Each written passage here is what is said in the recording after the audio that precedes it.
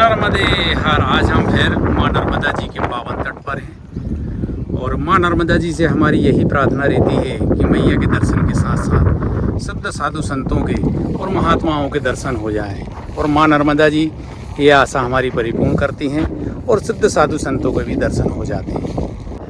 दूर दूर तक मैया के दर्शन हो रहे हैं। यहाँ पर माँ नर्मदा जी के पावन तट पर एक संत महाराज जी विराजमान हैं जिनके आज हम दर्शन कर रहे हैं और उनके पास चलते हैं। ये यहाँ पर गुरु जी को माँ नर्मदा खंड में डमरू वाले बाबा जी के नाम से जाना जाता है। बहुत ही प्रसिद्ध और सिद्ध संत है हमारे महाराज जी। माँ नर्मदा जी के तट पर भोले भगवान डमरू बजा रहे हैं।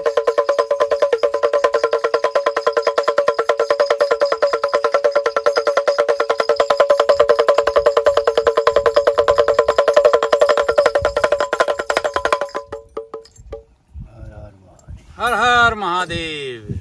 जय हो नर्मदा मैया की जय।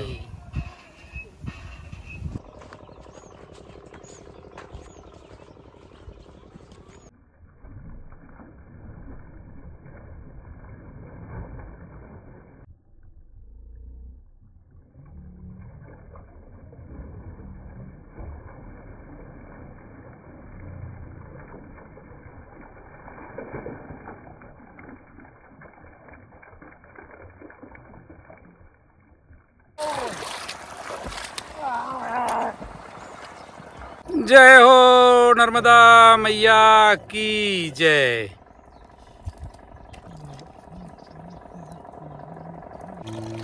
जय हो नर्मदा मैया की जय।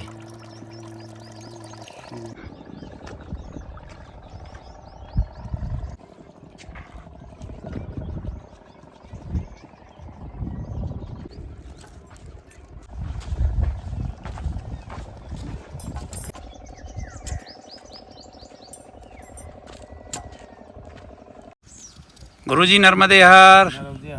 आज हम फिर माँ नर्मदा जी के पावन तट पर हैं और गुरुजी के आश्रम में हैं। अब जो माई देती है वही खाते हैं भगवान। शुद्ध शाकाहारी खाते हैं। माई को सुबह शाम भोग लगाते हैं जी। जो मिल जाए माई से। और जो आ गया उसके लिए भी है, सबके लिए, भगत जगत भगवान के लिए, सबके लिए। बचपन से चल रहा हूँ अमरकंटक से, अभी तक नाई की तट पे ही हूँ। कोई बात की कमी नहीं है। हर हफ्ते दर्शन वर्शन देती रहती हैं, आशीर्वाद देती रहती हैं।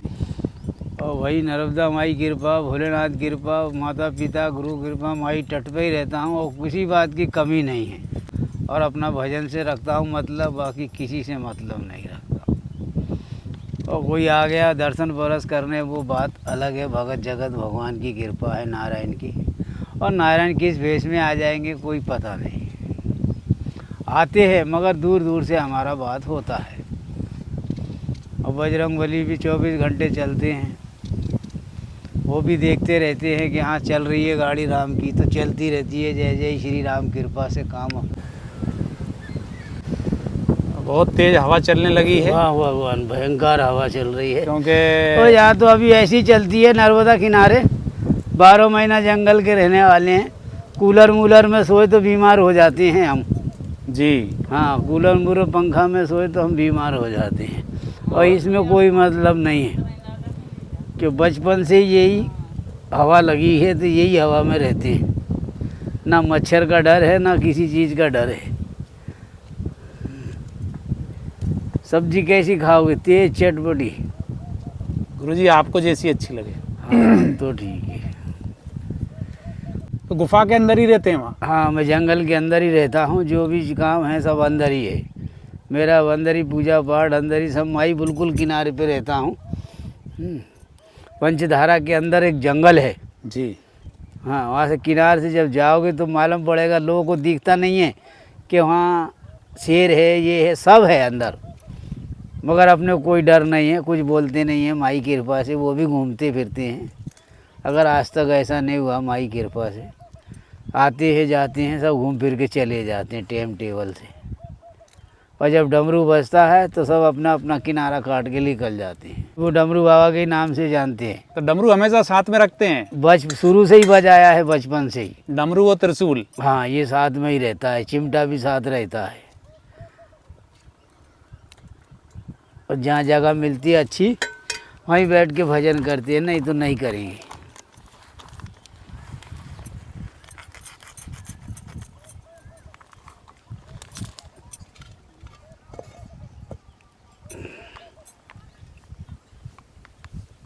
गुरुजी आज भरमे के भट्टे बना रहे हैं गुरुजी, है ना? जी भगवान, खड़े बोल के।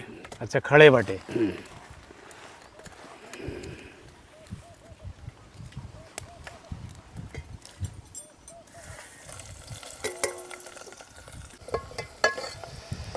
अब जब संत सन्यासी बैठा है भजन कर रहा है तो पूरे भगत जगत पूरे नगर की जय होती है। ठीक है, सन्यासी पूरा भजन करता है। क्यों? गरीब की रक्षा, देश की रक्षा, नगर की रक्षा, खेर माई की रक्षा, सारी दुआएं हैं माई से ही मांगता है जी।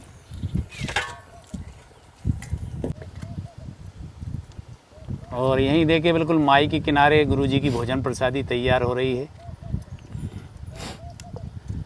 मेरे को जंगल ही अच्छा लगता है सबसे ज़्यादा।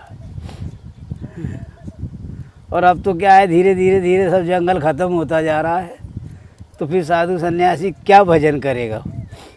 हैं, गांव में तो जाके भजन नहीं करेगा, करेगा नहीं, कोई तो ना होता और ना होएगा। अब गवर्नमेंट कहती है हमारा है तो हाँ वही तुम्हारा है, और सन्यासी कहता है हमारा है।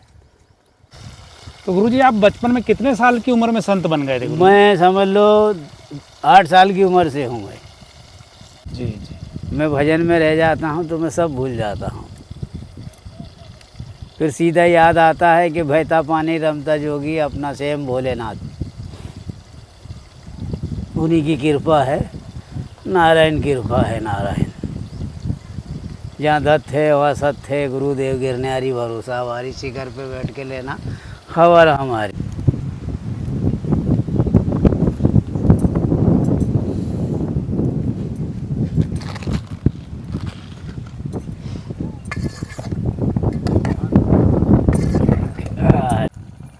अच्छा गुरुजी, जैसे माँ नर्मदा जी के पावन तट हैं, तो दोनों देख रहे हैं हम, उत्तर तट और दक्षिण तट। जी। तो गुरुजी जब आप तटों पे आते हैं तो आपको मतलब कैसा अनुभव होता है, कैसी एनर्जी मिलती है? उसे चल रहे हैं जो हमने 2001 में देखा है, तो इतने देखे हैं कि हमने सरेआम देखे हैं। सरेआम कमांडल से कमांडल रात को टच होते हैं। ठीक, उधर का कमांडर इधर टकराता है, उधर का कमांडर उधर टकराता है। हमने सिद्ध सिद्ध जगह पे ऐसा देखा है नर्मदा तट पे, और अच्छे अच्छे सिद्ध आमने सामने बात करे हैं बिल्कुल। और डमरू सो गया क्या, उठो, हाँ, और उठ के देखे तो 3 बज रहे हैं रात की, और फिर भी हम कहते बजा बजा हो गया सवेरा। तो भजन कर रहे हैं और भगवान बैठे हैं हमारे सामने, और उठ के देखते हैं तो कुछ नहीं है। ऐसे ऐसे सिद्ध बैठे हैं भजन कर रहे हैं। अब ऐसी जगह से नर्मदा तट पे बहुत शांति मिलता है, इतना हमने देखा। एक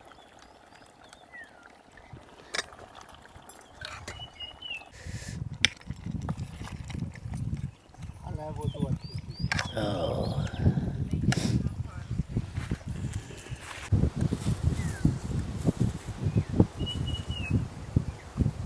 और यहीं से माँ नर्मदा जी के दर्शन हो रहे हैं।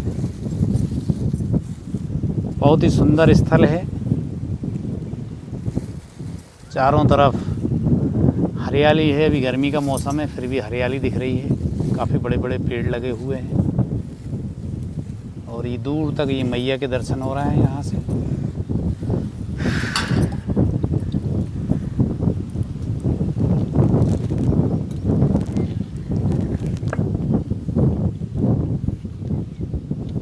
ऐसे आनंद से भजन करता हूँ, माई तट पे ही रहता हूँ, और मैं माई को छोड़ के रहता नहीं एक पल भी।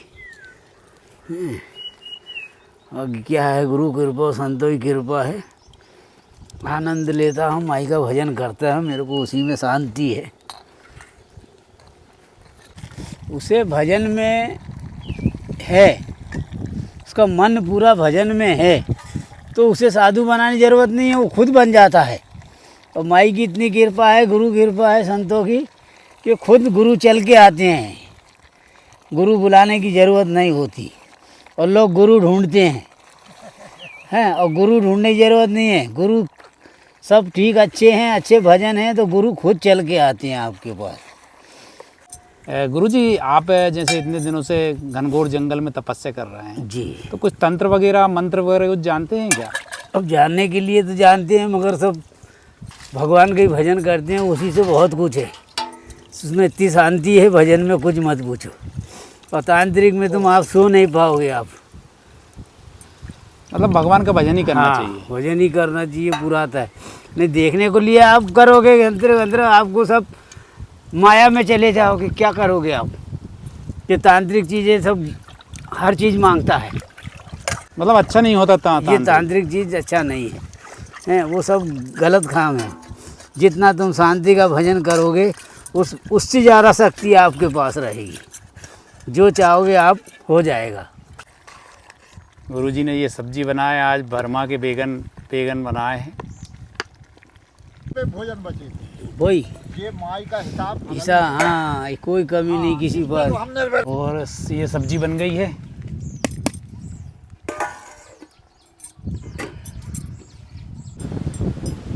गुरुजी हाथ के टिक्कड़ बना रहे हैं। गुरुजी ये कौन से टिक्कड़ हैं?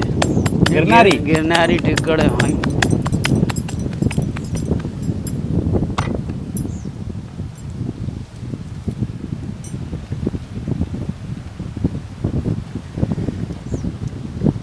गुरुजी जैसे कि सभी लोग बोलते हैं, साधु संत भी बोलते हैं जी। और बड़े बड़े भक्तगण भी ये बोलते हैं ठीक, कि भैया मनुष्य का जन्म मोक्ष प्राप्ति के लिए हुआ है। सत्य है। तो गुरुजी कैसे मोक्ष प्राप्ति होगी? होगी, उसका समय रहता है। ये कौन है कि समय मरता कौन है? मनुष्य।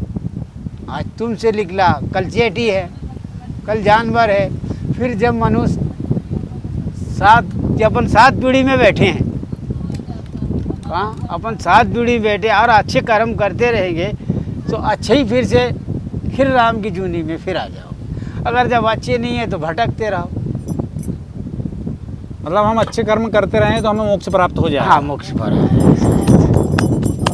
वही अवतार मैया फिर से देती है। तो गुरुजी अच्छे कर्म मतलब कैसे अच्छे कर्म? ये है जैसे अब कहाँ अपन की कौन भूखा है, क्या प्यासा है, गरीब की सहायता है, क्या नहीं करना है, किसके पास क्या नहीं है, भूखा है, प्यासा है, यही सब अपना है। अब कहे अपना तेरा मेरा, ये कुछ नहीं है अपना, सब उसी का है। अपना कुछ नहीं है, सब उसी का है। और मरण तो लिखा है। सुबह शाम अपना भजन करे तो मोक्ष भी मिलता है, अगर अच्छे मोक्ष मिलता है। अब तुम्हारा ध्यान बुरे में नहीं रहना चाहिए। भगवान का भजन करो, ओम शांति से रहो, हैं खटखट पीट नहीं रहना चाहिए हर चीज़ में।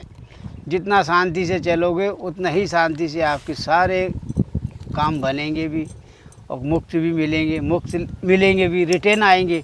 ये ऐसी पीढ़ी तो है ये नई, जो आपके घर लड़के लड़का बहू काका ये जन्म में लेके आए। तो ये अपन जो रख गए हैं, ये आज अपने पास ज़मीन जायदाद है, ये उन्हीं रख गए। अब जी वही खाने के लिए आए हैं, तो ये लड़ के खा रहे तुमसे हैं। ये घर के ही पुरखे हैं ये सब। मतलब गुरुजी जो एक बार मनुष्य जो जैसे मर जाता है तो वो फिर स्वयं उसी घर में पैदा होता है। हाँ, उसी में होता है। और बोल के भी जाएगा कि मैं आऊँगा, मगर तुम उसे पहचान नहीं पाओगे। गुरुजी देख रहे हैं हम हाथ के गोल गोल मोटे मोटे गिरनारी टिक्कड़ बना रहे हैं।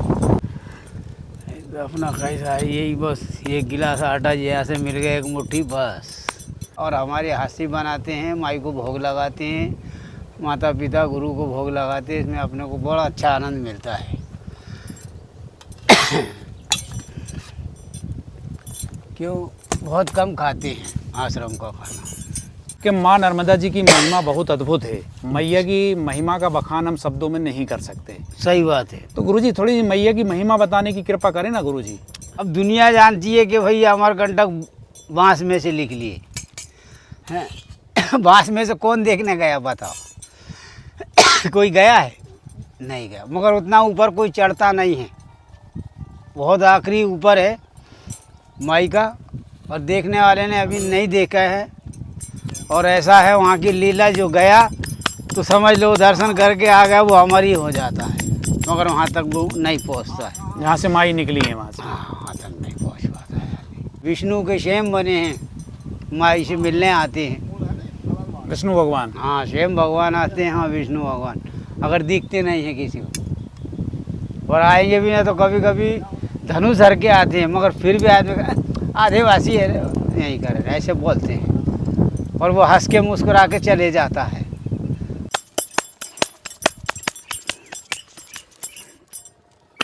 तो माँ नर्मदा जी दर्शन देती है? हाँ जी, अपने को कंपल्सर का जब मावस पूनम में अपने को दर्शन देना है तो अपने को रात के 12-1 बजे दर्शन दे देती है, और बता भी देती है वो ठाव पे चले जाना, वहाँ स्नान कर लेना, मैं वहीं मिलूँगी। तो वहाँ मिलती है बच्ची के रूप में। बच्ची के रूप में ही देती है? हाँ, बच्ची के रूप में ही मिलती है, वही उसका वचन पूरा है। उनने कह दी कि मिलेंगे तो मिलेगी, और पहचानने ऊपर आपको है। अब यही बताओ, सुल्पा झाड़ी में आदमी नहीं पहचाना, हम खुद कह रहे हैं। अब वो बेचारी ऐसी बुढ़िया की जैसे नाक बह रही उसकी, अब वो मेरे को देखे हंसे, अब भाई तो मैं भी हंसूं। अब बाकी आदमी कहे यार बाबा तुम हंस रहे हो, वो ये पगलिया हंस रही है। मैंने पगलिया नहीं है, इसके पाँव पड़ ले बोले है। तो एक बाबा कहता है साले शर्म नहीं आती क्या डमरू तेरे को? मैंने काहे की रे, ये वो पगलिया के पाँव छूने बोल रहा। मैं अच्छा चलो मैं जाता हूँ। मैंने और मैं गया तो उनने पाँव हटा लिए, दोनों चरण हटा लिए पीछे, कि नहीं तेरे से नहीं छुलाना है पाँव। बोले मेरे को तुम तो भगवान हो, बोले मेरे को बोली कि तुम भगवान हो। तो मैंने कहा मैं कौन सा भगवान, कि तुम तो स्वयं भैरव भगवान है बोले। तो हमने कहा भाई ऐसा क्यों, हमको क्यों नहीं? हाँ हो गए दर्शन, देर से तो रोज़ मिलते हैं। बोले इनको आजमा रहे थे हम, और आगे जाके देखे तो पगलिया ही नहीं है, पता गायब हो गई। गायब हो। अब माँ नर्मदा जी थी वो। और ना अब वो आदमी कह रहे यार बाबा कहाँ गई? मैंने कहा गई, मैं यही गई होगी जंगल में, और क्या देखे तो वो नहीं है, कहीं भी नहीं। और फिर वो आदमी को 30 किलोमीटर तक पानी नहीं मिला, उसी संग में है, और हमको मिल रहा है पीने को, अगर उसको पानी नहीं मिल रहा। वो जिस नदी पे जा रहा है वहीं पानी नहीं दिख रहा उसको, कोई नाला दिख रहा है तो उसे पानी नहीं दिख रहा, और हम पानी पी रहे। वो कहे यार दादा ऐसा क्या हो गया? मैंने क्या हो गया? बेचारी पगलिया तेरे को पानी दे रही थी तो तू लिया नहीं, घिने आगे वजह से हैं। तो आए तो संत की बेटी हो गई ना, संत की तो बेटी हो गई, कि संत ने देखते रह गए कि पानी उन्होंने डाला था। इसलिए भगत जगत भगवान के लिए वो हाजिर है। भोलेनाथ का वचन है उसे कि इसीलिए सबका पुण्य करने के लिए आइए, और सबका भलाई करने के लिए आइए, गरीब की देश की रक्षा के लिए ही आइए। क्यों? सब धरती उसी की है, और माने तो वैसे गौरा पार्वती वो ही है शक्ति। गुरुजी जैसे कि आप जंगल में रहते हैं, गुफाओं में रहते हैं, तो भोजन की व्यवस्था कैसे होती है? सब माई करती है, अपने को कहीं नहीं, बस खाली बैठे रहो, माई का भजन करो। माई सेम चल के आती है। अब वो कैसे रूप में आएगी, किस गृहस्थ में आएगी, किस में आएगी, मगर आएगी, आपको कच्चा भोजन देगी। उसे मालूम है कि बना हुआ नहीं खाते हैं जी, तो वो कच्चा ही भोजन ला के देती है। किसी बात की कमी नहीं है, चाहे तुम पैदल चलते रहो, रोड पे बैठ जाओ, कपड़ा मिल रहा, चप्पल मिल रहा, ज़मीन जायदाद खेती बाड़ी सब मिल रही है, और करने वाला होना। माई डट के पास ऐसा है, किसी बात की कमी नहीं है, चप्पल जूता कपड़ा लत्ता खाना पानी सब तो दे रही है। अच्छा गुरुजी कहते हैं कि माँ नर्मदा जी तो स्वयं राजराजेश्वरी हैं। हाँ। जो चाहें वो प्रदान कर सकती हैं। जी जी। और हम देखते भी हैं, सुनते भी हैं कि मैया संतानहीन को संतान, हाँ वो भी देती गरीबों है। को धन दौलत, और बुद्धिहीनों को बुद्धिमान बना देती है। सत्य बात है। तो गुरुजी इस विषय पर थोड़ा सा बताने की कृपा करें ना। अब भाई माई तो देखो, जैसे तुम मांगोगे वो सब देगी हैं। जिसे घर नहीं है, बच्चा नहीं है, औलाद नहीं है, तरस रहे हैं लोग, 10-10 साल 20-20 साल शादी हो गई, बच्चे नहीं हैं। अब माई से जरा सा एक अपना फूल प्रसाद चढ़ा दिया और मांग लिया तो समझ लो आपका घर भर गया। तो अपनी गोद भर जाती है माई कृपा से। बस माई को फल चढ़ा दे, चरण छू ले कि माई मेरी गोद भर जाए, मैं कल कन्या भोजन करूँगी तेरे नाम से, तो उसकी जय जयकार से गोद भर जाती है। माई के पास कोई बात की कमी नहीं है। हाँ, अगर शंकर जटा जिसको मिल गई किस्मत वाला जो रहता है, तो उसे किसी बार ना धन की कमी है ना दौलत की कमी है, ठीक। और उसको साफ सफाई से धरे, अपना पूजा पाठ करे और उसे चुंदरी में रखे, है ना। हाँ, नर्मदे हर बोले, शंकर जटा बोले, वो पूरा लक्ष्मी का वास उसी में करती है। गुरुजी के टिक्कड़ बन गए हैं और माँ नर्मदा जी को भोग लगाएंगे अब। अच्छा गुरुजी, जैसे कई लोग बताते हैं कि मैया के किनारे ऐसी जड़ी बूटी है कि अगर उनको खा ले तो कई महीने तक भूख नहीं लगती गुरुजी। वहाँ है जंगली चावल है। अच्छा अच्छा। वो सिद्ध करना पड़ता है दुर्गा के नाम से। हाँ हाँ। दुर्गा माई के नाम से 1.25 महीने आपको भूख नहीं लगेगा एक बार खाने से। एक बार खाने। तो गुरुजी कितने चावल खाने पड़ते हैं वो? एक ही दाना खाओ, 1 महीने का होता है। तो उससे कमजोरी नहीं आती गुरुजी? कुछ नहीं होगा, शरीर वैसा का वैसा ही रहेगा, मगर भूख नहीं लगेगी ना प्यास लगेगी। अच्छा, इतना है उसके अंदर। तो गुरुजी जो बड़े बड़े संत घूम रहे हैं जैसे कि जो बिना भोजन के, हाँ, ये वही सिद्धि निकाल लेते हैं। अच्छा, वही सिद्धि निकाल लेते हैं। हाँ, ये वही उसी की सिद्धि है। हाँ, वो सबको नहीं मिलता है, हाँ, करने वाले को मिलता है। मैं बताऊँगा, देखो अभी मैंने देखा था इस जंगल में भी। तो उसको गुरुजी कैसे सिद्ध करना पड़ता है? क्या है, अपना बस उसको सूरज डूब जाए उसका भजन करो दुर्गा का, उसके पास बैठ के। हाँ, ठीक है, उसका दुर्गा के पास बैठ के भजन करोगे तो वो सिद्ध हो जाएगा। तो बस एक दाना खाओ और आपका भूख नहीं लगेगा बस। तो गुरुजी उससे वो भी कमजोरी नहीं आएगी? कुछ नहीं आएगी, शरीर वैसा ही रहेगा, कुछ नहीं, ताकत घटेगी ना घटेगी, और बढ़ेगा शरीर आपका। अच्छा, वो हवा में जिएगा वो शरीर। तो अच्छा, जो गुरुजी बड़े बड़े जो महात्मा रहते होंगे जो जंगलों में तपस्या करते हैं, हाँ, घनघोर जंगल में, सब उसी का ही कृपा से करते हैं। तो वो जय हो नर्मदा मैया की जय। गुरुजी माँ नर्मदा जी को भोग लगाने आ गए हैं। जय हो नर्मदा मैया की जय।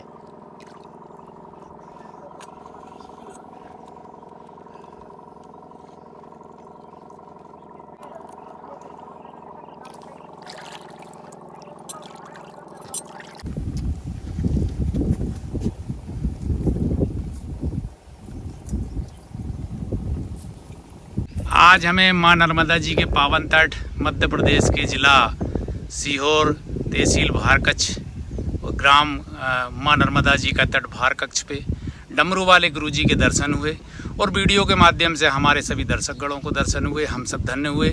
गुरुजी आपको दंडवत प्रणाम। गुरुजी नर्मदे हर गुरुजी।